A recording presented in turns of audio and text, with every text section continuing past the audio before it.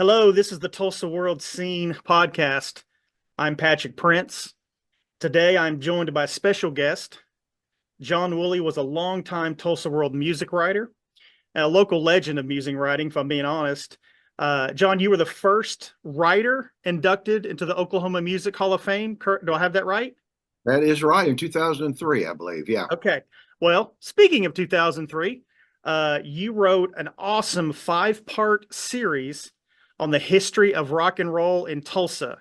It's the kind of deep dive that any music buff like me just couldn't get enough of. So it's a great series. And John, you're still quite busy these days, but you retired from the Tulsa World. But we thought it'd be a great idea to have you on our podcast, talk about this series. We've been reissuing this series in the paper the last 5 Sundays, and of course it's online too. So the last part just ran this past Sunday, part 5. And we thought we would just bring John on and have a conversation about this amazing work he did at the end of 2003. So, John, it's an honor. Thank you so much for joining us. Tell us the genesis of this project. Well, I think the genesis of the project, I was thinking about that, and I think it came about because of a guy named Jumpin' Jack Dunham. Jack Dunham was one of those guys in the mid 50s who got rock and roll started here in Tulsa. And he was connected to everybody. And I met him, and I think at a birthday party or something for one of the other old guys. And I loved writing about Tulsa music. Patrick, if you look at him, I still do. If you look at him myself, and I loved writing about those early guys. Well, he said, nobody's ever really written. They've written bits and pieces, and I'd written bits and pieces about how it all got started in the 50s. And he said, I could pull these people together if you wanted to do something. So I went to my editor at the time, was Kathy Logan. And Kathy said, yeah, it sounds like a great idea. And I knew a lot of the people. Jack knew everybody. And we ended up doing probably 20, 25 interviews, most of them at his house. Some of them I caught out at different places. They were still playing, like Jim Carstein. I caught a lot of people out there, but over a period of I think it was 2 or 3 afternoons and evenings, I interviewed enough guys, plus the disc jockeys who had, disc jockeys, they didn't stay in town. Disc jockeys scatter. And so I was talking to people in LA, and I was talking to people all over the place to get the disc jockey part of it. And it was a project that just came together. Jack just thought it would be a good thing, get it down for posterity. And you talked a little bit earlier about my being inducted into the Oklahoma Music Hall of Fame, which was a great honor. I think probably this story had a lot to do with that. I really do, this series of stories. What was the response to this at the time? It was tremendous. We got a wonderful response. It's funny because these guys, everybody says Tulsa Sound. These guys were the originators. This is the first wave. In fact, a documentary I'm working on right now called The First Wave, Tulsa Sound, The First Wave. These were the guys that came in just a little bit before the guys we know, the Dave Teagardens, Walt Richmond, Mike Bruce, Jimmy Byfield, Jim Sweeney. Those people came a little later. These were the first. And when I interviewed them, they were generally all in their late 60s or early 70s. And, that was over 20 years ago. So it was the time to do it, Patrick. And I'm just so proud and so blessed to have been able to do it. Yeah. I mean, and these original local pioneers, where did their inspiration come from? Is it Elvis? Is it that simple? Oh, that's a lot of it. Just, that's an oversimplification. As for my generation, it's the Beatles on Sullivan. For their generation, it was, generally speaking, it was Elvis, because this part of the country, it was rockabilly rather than pop, right? Because we have that country music thing going. A lot of these guys like Tommy Crook, like Gene Croce, they came out of country music. They were country music people, just like Elvis. And then when Elvis made that whole crossover thing and started incorporating rhythm and blues into his country music, you look, for instance, you look at one of the things that Elvis recorded very early on down in when he first got started with Sam Phillips. Milk Cow Boogie Blues. Well, Milk Cow Blues was a Johnny Lee Wills hit from 1941, and Johnny Lee Wills, of course, was in Tulsa for years and years. So there was a lot of that going on. But you would, if you had to point to one thing, yeah, I think you'd have to point to Elvis for these guys. Gene Croce, I remember telling, he told me he was at Oklahoma Military Academy Hmm. when he first heard Elvis.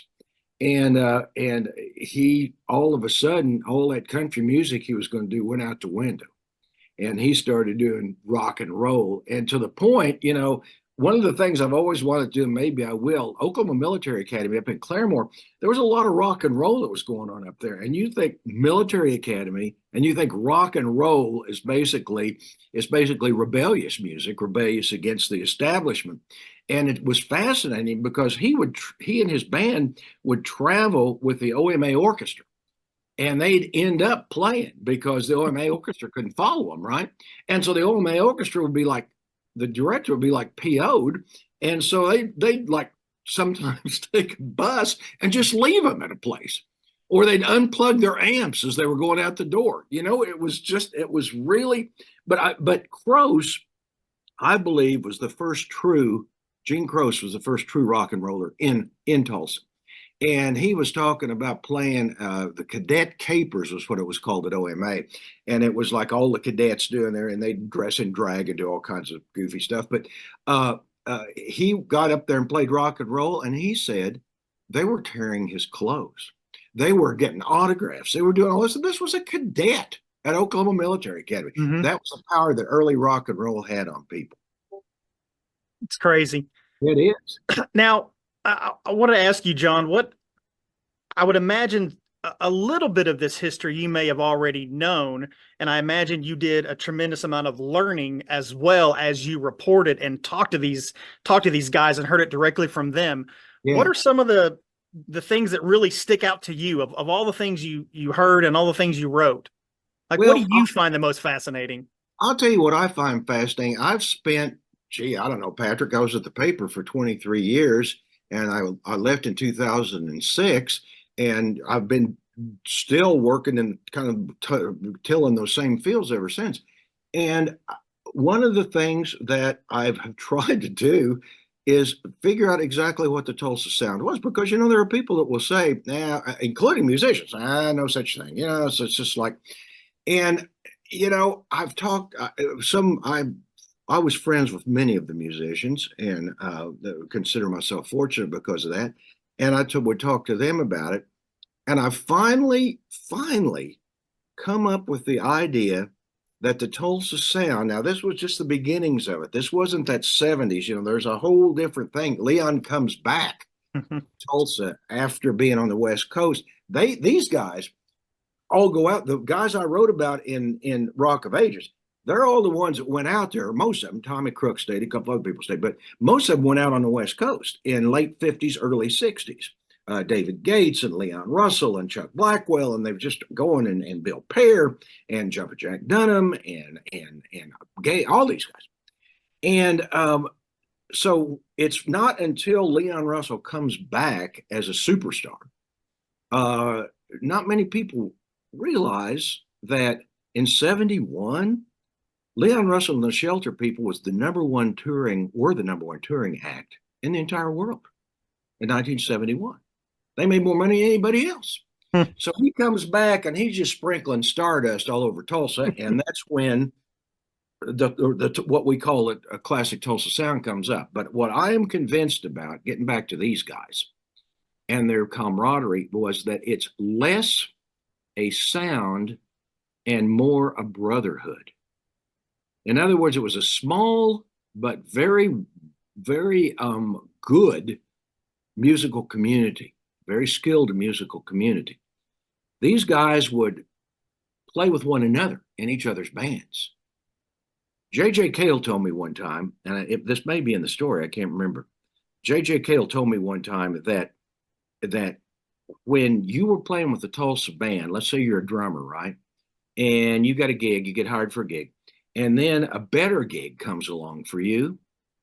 It's your responsibility to find someone to play that job as well or better than you can. He says Tulsa was the only place he ever played that was like that. Well, what does that tell you?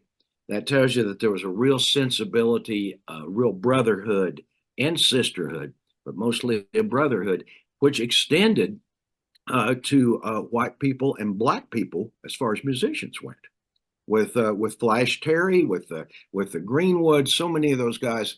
You know, I believe it was Rocky Frisco that told me. He said, well, you know what the Tulsa Sound is? It's just white guys playing black music and not doing it very well. And you know, that was pretty cynical. But what I'm thinking is that whatever sound came out of it, it's a sound that is very closely linked to the camaraderie among our players, which was something I believe was very, very special. And a lot of musicians said the same thing when I talked to them. Well, and from a musical standpoint, which is a little bit over my head, you get into that in Yeah, part five when you do talk about that question, what is the Tulsa Sound? yeah, But yeah. what you said right now about it being more of a brotherhood than maybe a sound was fascinating. I don't think I've ever heard it put that way before. No, and it's something that I figured out after I wrote the story, unfortunately. But the more I think about it, yeah, it's like they could play in each other's bands. They could do all of that. And when you've got that kind of sensibility, then you know you've got a camaraderie, a brotherhood, and a sound that may be a little hard to define. Now, other people see a lot of people will say and we we're going to talk about this. And I hope I haven't jumped topics here, but you talk about who was the real guy of the Tulsa Sound or the sound that you get, you know, because all right, the three major people for that very early, the pioneers of the Tulsa Sound are going to be the most successful frontmen, let's say, are going to be jj-cale, Leon Russell, and David Gates. Now, Leon Russell probably first, because as Jimmy Carstein used to say, he kicked the door open for all the rest of us. So you've got Leon, and what kind of a sound have you got then when it actually comes along in the 70s? You've got big gospel, big piano runs, you've got 5,000 backup singers, you've got all of this. Then you got Cale. What have you got? You've got this deep groove, very laid back, sort of tasty, and which I think comes out of those kids having to play the clubs for so long, and they would just jam because they didn't know that many songs. And I Mm-hmm. think that's a little bit of the genesis of the Cale thing. But a lot of people, I believe, when they think of the Tulsa Sound, they think of Cale. They think of Cale Sound because look, you know, the third guy in that whole triumvirate, David Gates, wasn't anything at all like the other two. He had Bread, the song, the band Bread, and he did Diary, and he did all of these soft rock songs. Yet in the early days, he and Leon were in the same band. So there you The Goodbye Girl is one of my favorite movies. I go. used seriously, I used to watch Yeah, that. I used to watch that with my mom yeah, back, when I was growing up, and I had no idea. I liked the song at the end, had no idea that was David Gates, and had no idea who David Gates was till I read your story. yeah. Beautiful, you know, a beautiful uh, uh, ballad. I mean, he was a wonderful, but If is a beautiful ballad. Mm-hmm. You know, there's so many things, but yet those three guys, if you talk about the guys that really just started the Tulsa Sound, they're three completely different guys. How are they alike? They all work together. They all played together. Now you mentioned the quote about Leon Russell, kicking the doors open. How did he do that? What was it He about did that. him? I'll tell you how he did it. He did it because he was really the first guy that went out there and was really successful in LA. So he goes out and he starts playing. You know, there's a whole hierarchy, or there was then. I don't know if there's now or not. There was a whole hierarchy. You could get started maybe playing on demos for artists. You know, demonstration recordings where they would never be played on the air. This was just like maybe a songwriter would demo a song to pitch to people and would need a background for it. So he started on the demos. And from the demos, he started jamming with people. From jamming with people like James Burton, the great guitarist, he got into playing clubs. From clubs, he went then to the Wrecking Crew, to playing on virtually, he went to Phil Spector and playing on those Phil Spector Wall of Sounds records. And from there were the Wrecking Crew, the group of musicians that played on virtually every pop and rock album that came out of LA in the 60s, at least in the mid 60s. And so because he had that, he was making tons of money. He was making money hands over fist and was doing maybe 8, 9 sessions a day sometimes. And because then he was connected with all these musicians and all these people, the guys that were coming out to the West Coast, he was finding them jobs and getting them on. Like he got Carl Radle, Tommy Triplehorn, and Jim Carstein on with Gary Lewis and the Playboys, who he was arranging for at the time. He got Chuck Blackwell was in the Shin Dogs because Leon was involved with Shindig, the TV series, and the house band was the Shin Dogs. Got Chuck Blackwell on the Shin Dogs. There was all of these. He became connected. And so when all the guys came out the West Coast, they became connected. I mean, Jumpin' Jack Dunham wrote for Ricky Nelson. He had a little bit of an Imperial Records deal. All these different guys, they all got their shots. Bill Pear toured as B. Bumble and the Stingers with the touring band of B. Bumble and the Stingers. I mean, these guys were just really a big part of the West Coast, and it was because of Leon knocking down the barriers. John, was there, when you do an extensive project that you did with all the interviews and with all the copy that you produced, there's always something like, oh, if I had more time, I would have maybe explored this a little more, or maybe I'd have done a little more on that if I had more, a little more time. Is there any untold stories of this story? Not the best untold stories were all in it because it's 10, 15,000 words. It's about a third of a regular sized book. I did take all the transcriptions. There's some things in the transcriptions I've used later. Patrick, I've always called myself the packing house of journalism. Eventually, I grind up and use everything, even the horns and the hooves. So I've got all of the transcriptions from all of the interviews, but what hasn't come out is pretty thin. We got the best stories and the best sort of flow of how it all happened because I was, again, blessed enough to have that kind of space, Yeah. have the cooperation of all those guys, and to have an editor like Kathy Logan. Was there anybody you couldn't get a hold of? Anybody you couldn't interview that you wish you had?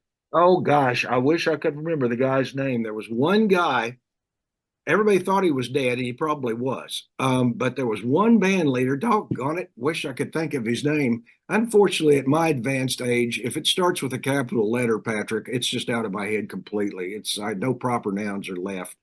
I cannot remember, but he was one of the band leaders in Tulsa, and he just disappeared.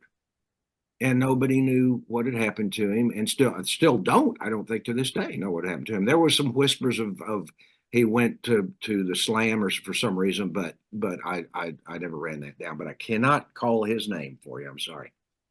You mentioned him earlier, and I wanted to talk about him a little more. Tommy Crook. Yeah. There's the great anecdote you wrote about the day that Chuck Berry came to town, Yeah. and Tommy went to play with Chuck. We won't talk about that now. We'll just Right. sort of tease that and let people go read it. It's fascinating. But tell me if I'm wrong, John. You would know way more about this than I would, obviously. But I don't think most people don't understand what a true treasure Tommy Crook is. Can you just talk a little bit about him and his legacy and impact in local music?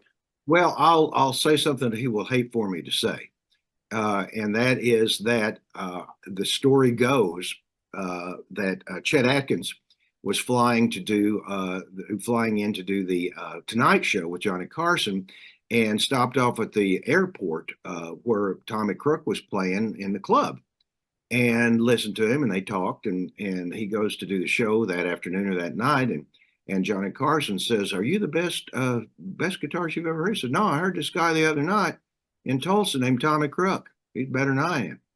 Now, Tommy hates that story to be told, but it's, as nearly as I can tell, it's a true story. I don't have any video on it, but it's been supported in a lot of different ways. That'll tell you right there. Somebody that could impress Chet Atkins. And the great thing about Tommy is he's still playing. Yeah. He was honestly, he was too good for Chuck Berry. I mean, it was just that Chuck Berry recognized immediately that this wasn't going to work. And we still have Tommy still plays with Shelby Eicher, on the Eicher Wednesdays in Tulsa. Mm-hmm. And he is absolutely a treasure. Now, here's the thing about Tommy, Patrick. I think he may be lowballed a little bit because he never left Tulsa. Yeah. See, the rest of these guys all went out to West Coast. They got salty. They got a resume, record company. When being with a record company was a big deal, really meant something. They got record company resumes and they were in bands and stuff. Tommy stayed here. He took a USO tour with Paul McGee, I believe, but that was about it. And so I think perhaps people don't really appreciate Tommy as much as they should because he stayed. And he was not one of the emigres. That old prophet without honor thing, right? I stayed in Tulsa, and then these guys are coming back from LA and it's like, okay, but they're the same guys. Yeah. Yeah, absolutely phenomenal guitar player. Yeah. He's if you haven't heard Tommy Crook, go out and see him on Wednesdays or just Google him. I do it all the time. Just he's Google still Tommy. terrific. Yeah, he's so good. He's still terrific. Yeah. So I feel like we have to talk about Eric Clapton and jj-cale's connection at least a little bit, John. Can you just Sure. want to take it from there? And I guess my question about that is Eric Clapton's sound in the 70s.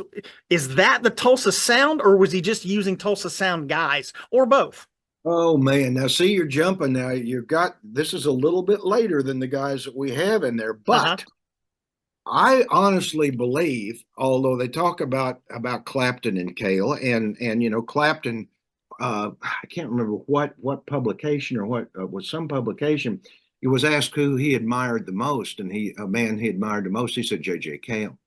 And he and Clapton are very close. And if you listen to Clapton, which I'm old enough to have listened to the Yardbirds when they first came out, and if you listen to the Yardbirds, and even that, if Clapton's playing with a blues band, he is just all over this, just jamming notes in and just maybe not overplaying, but really, really like sort of like a jazz player, right? Mm-hmm.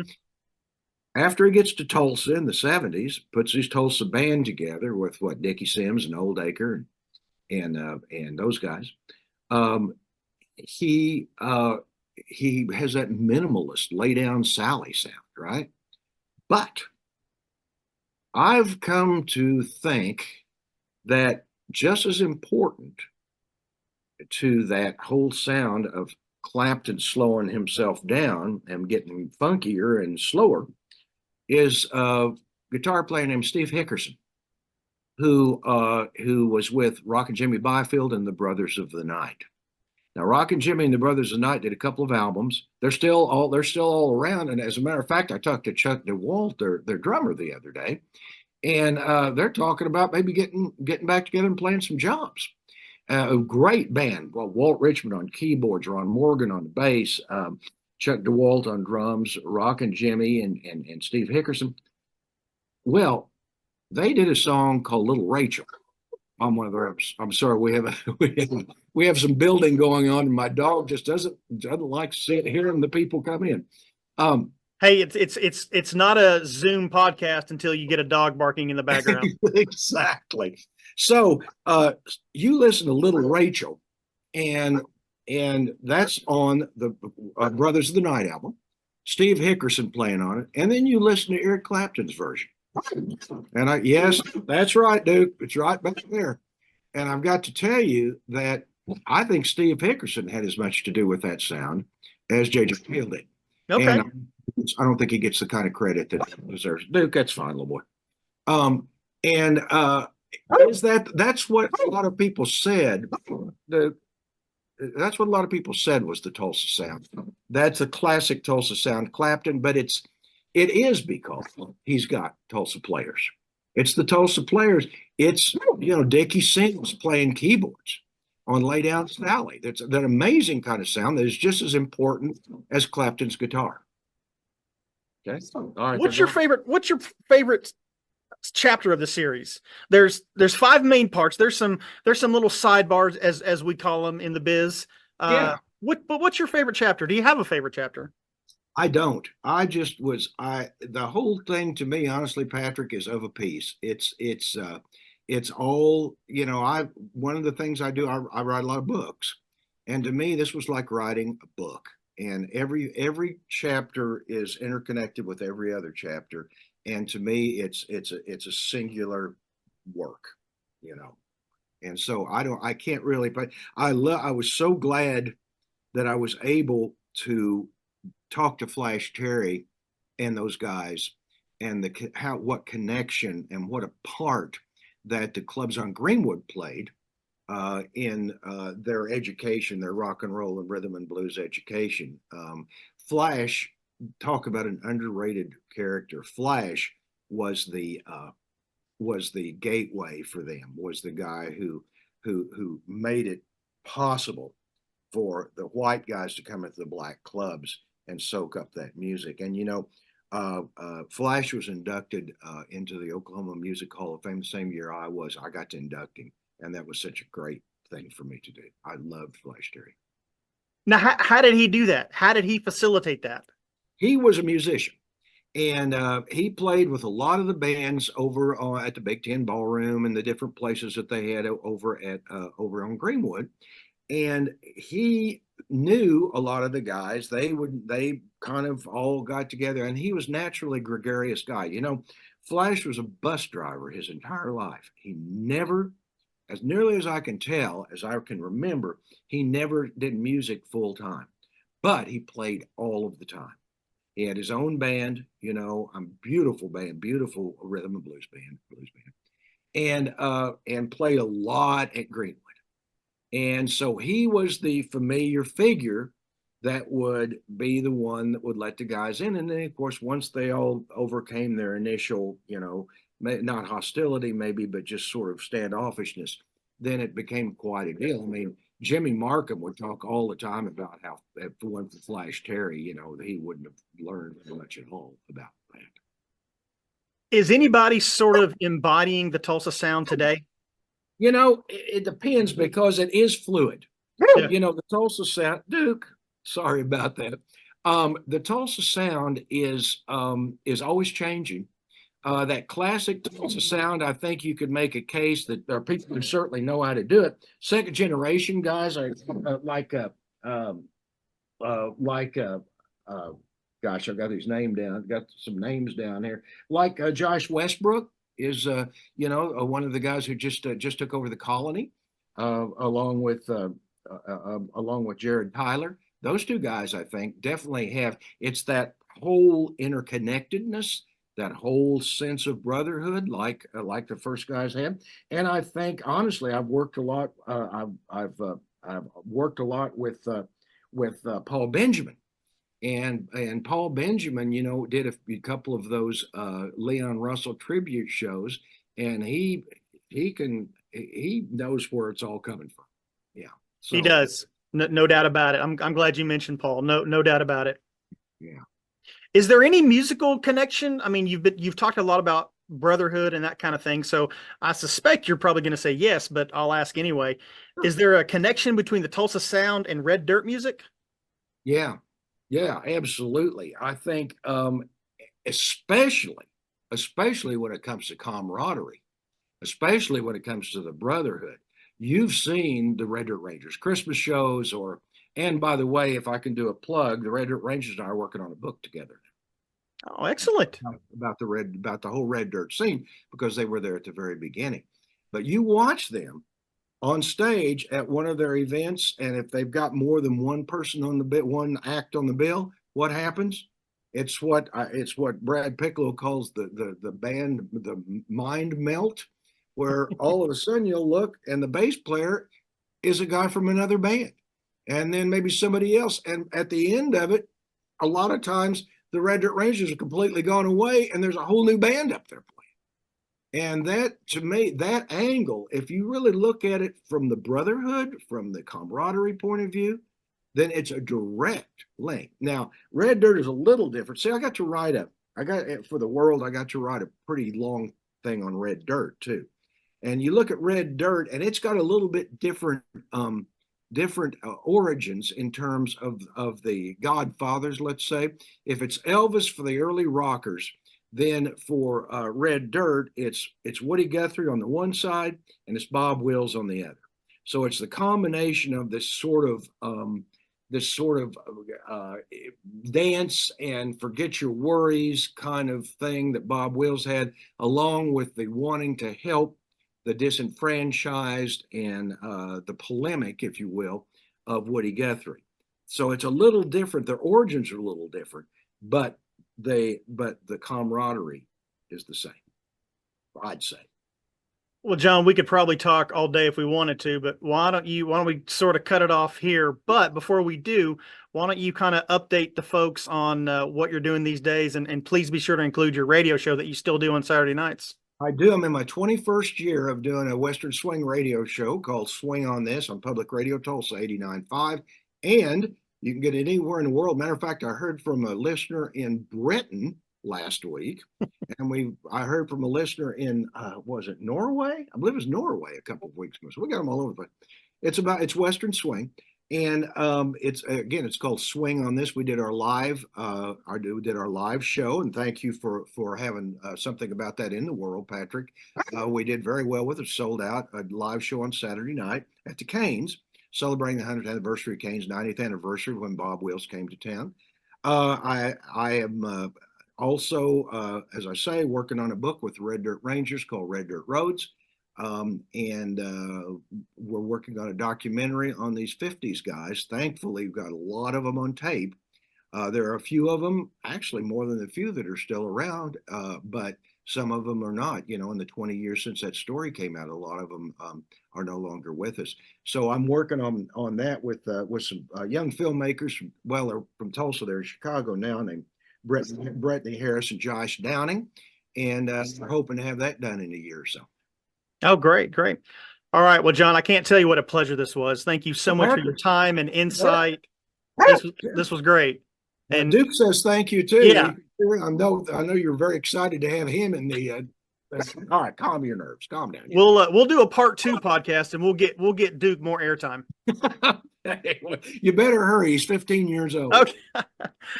John, appreciate it very much. Thank you. Thank you, Patrick. It's a pleasure.